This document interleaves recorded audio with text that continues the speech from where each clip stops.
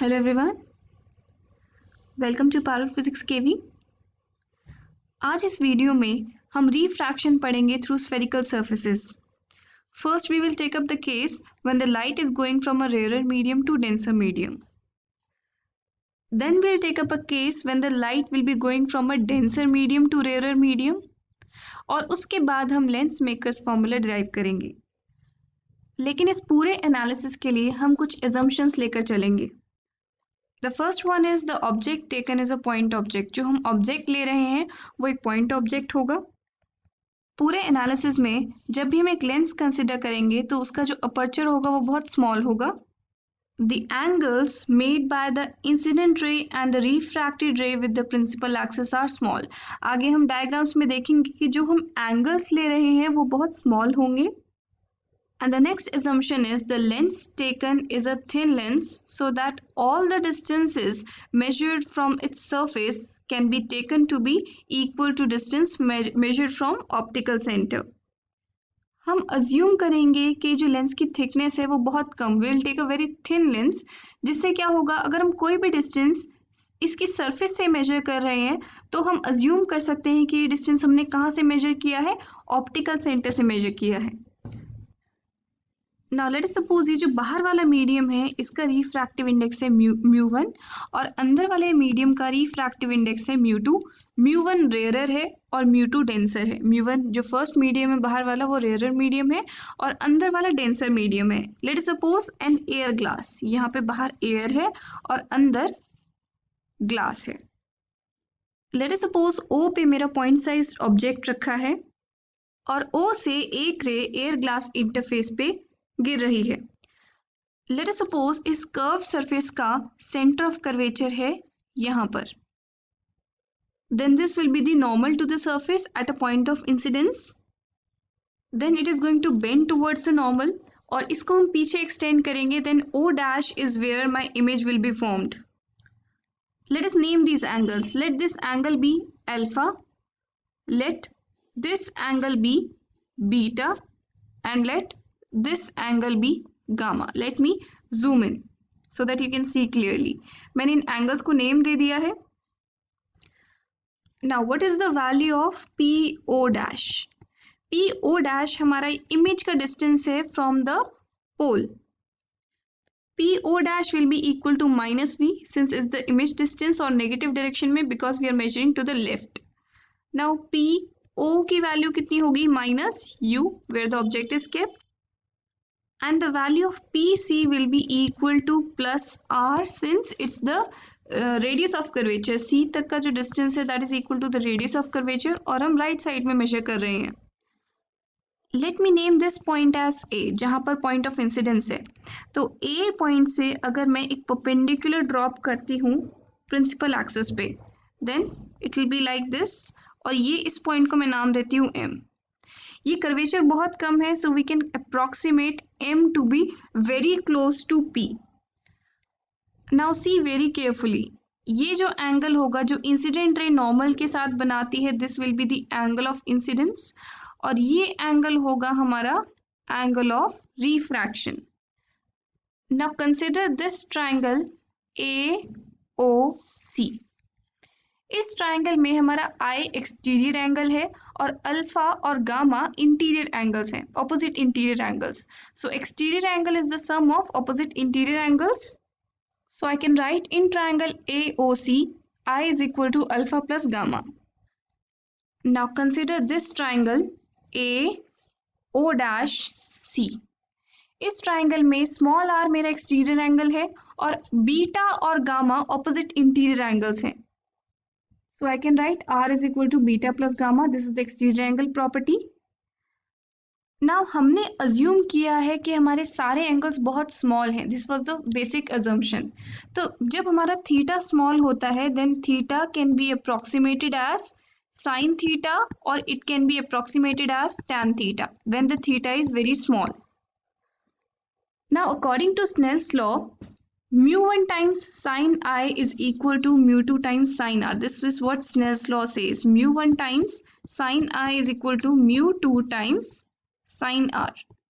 When our first medium is air, then it automatically reduces to the expression we already know, that sin I upon sin r is equal to mu2, that is refractive index of glass over here. So from here I can write that sin I upon sin r is equal to mu2 upon mu1. Now sin I upon sin r को मैं approximate कर सकती हूँ equal to I upon r, क्योंकि sin I को मैं I से approximate कर सकती हूँ, sin r को मैं r से अप्रोक्सीमेट कर सकती हूँ. So I can write mu2 times r is equal to mu1 times I. Now अगर मैं यहाँ पे फर्स्ट और सेकेंड एक्सप्रेशन रखूँ, I can write it as mu2 times beta plus gamma is equal to mu1 times alpha plus gamma. Now since all these angles are very small, I can approximate it as beta is equal to tan beta plus gamma is tan gamma is equal to mu1 times tan alpha plus tan gamma. Now look at this diagram. Tan alpha की value कितनी होगी? am upon mo. So let me substitute tan alpha as am upon mo.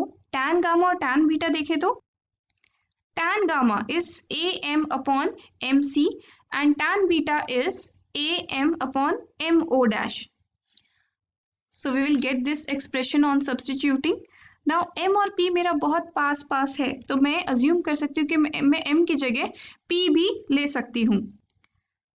Now यहाँ पर मैं AP common निकाल के cancel कर सकती हूँ, so I will get this equation. अब मैं इसमें PO, PC और PO डैश की वैल्यूज रखूंगी. Here PO is equal to minus u, PC is equal to plus r and PO dash is equal to minus v. Here I have substituted these values. And on rearranging, I'll get this expression. Let me name this as A.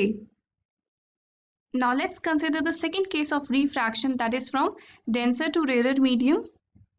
Let us suppose O is my object which is kept in the denser medium of refractive index mu2, that is glass, and mu1 is the rarer medium, refractive index of rarer medium.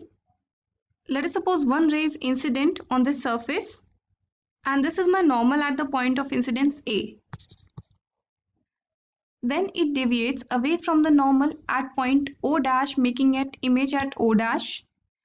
यहाँ पर हमारा angle of incidence होगा, this will be my angle of incidence.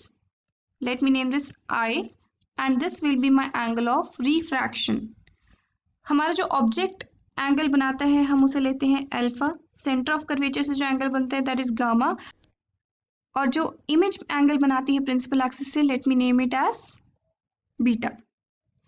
I have dropped a perpendicular again और यहाँ पर m is very close to p, तो यहाँ पर PO की वैल्यू होगी माइनस u, PC होगा minus r and PO dash will be plus v.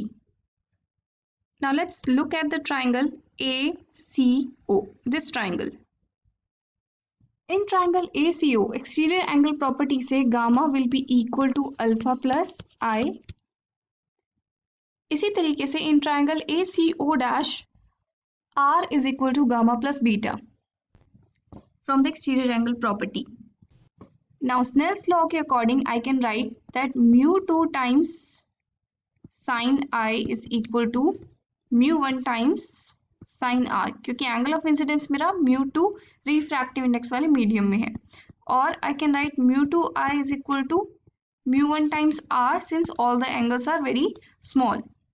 तो यहाँ पर मैं I की जगह लिख सकती हूँ, सब्स्टिट्यूट करती हूँ वैल्यूज अपनी, gamma minus alpha. mu2 times gamma minus alpha is equal to mu1 times gamma plus beta. Now all these angles are very small, I can substitute them by their tan. So it's equal to tan of gamma minus tan of alpha is equal to mu1 times tan of gamma plus tan of beta. Now here in this diagram we can see that tan alpha is equal to perpendicular upon base. Perpendicular है हमारा AM और base है हमारा MO. A M को मैं M P भी ले सकती हूँ क्योंकि एम और पी मेरा बहुत क्लोज है। Similarly tan gamma is A P upon P C and tan beta is A P upon P O dash. So on substituting I will get this, और ए पी को मैं common लेके cancel out कर सकती हूँ। आई will gate, now let me put the values of PO, PO dash and PC. From here I will get this expression, and if I rearrange I will get mu1 upon V minus mu2 upon U is equal to mu1 minus mu2 upon R. Let me name this as my expression B. Now using these two equations I will derive the lens maker's formula. Let us consider I have a lens जिसके दो center of curvature हैं C1 and C2.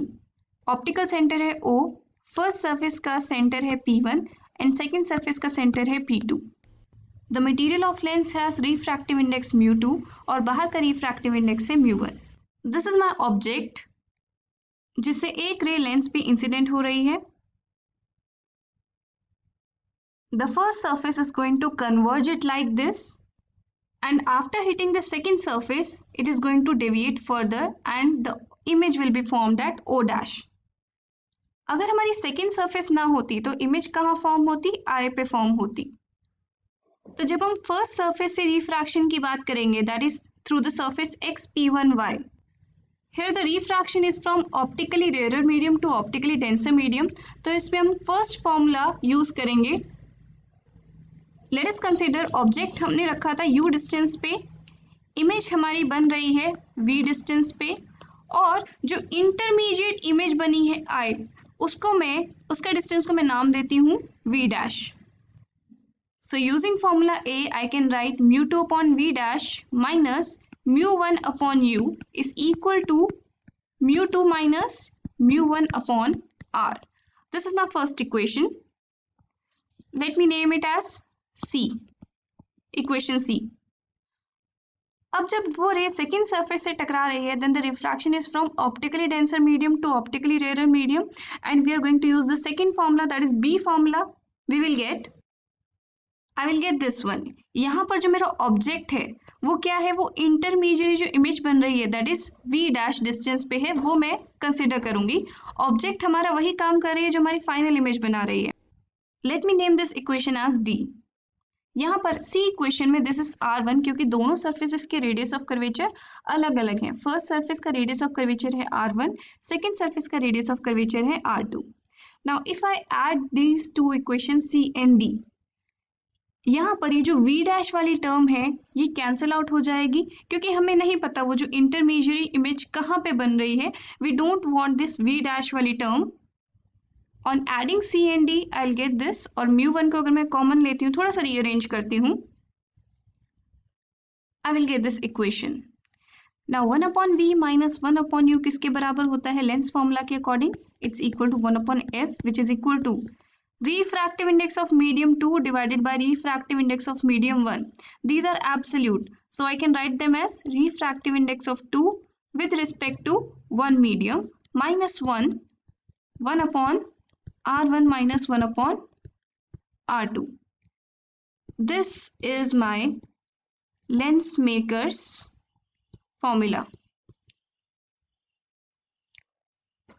तो अगर हमारे पास एक ऐसा lens है जिसके दोनों सरफेस के अलग अलग रेडियस ऑफ कर्वेचर हैं, then in that case I calculate the focal length of that lens using this formula. This formula relates the focal length with the material of the lens and the radius of curvature of both the surfaces. We will understand this formula through various examples in the upcoming videos. That's all for now. Have a good day.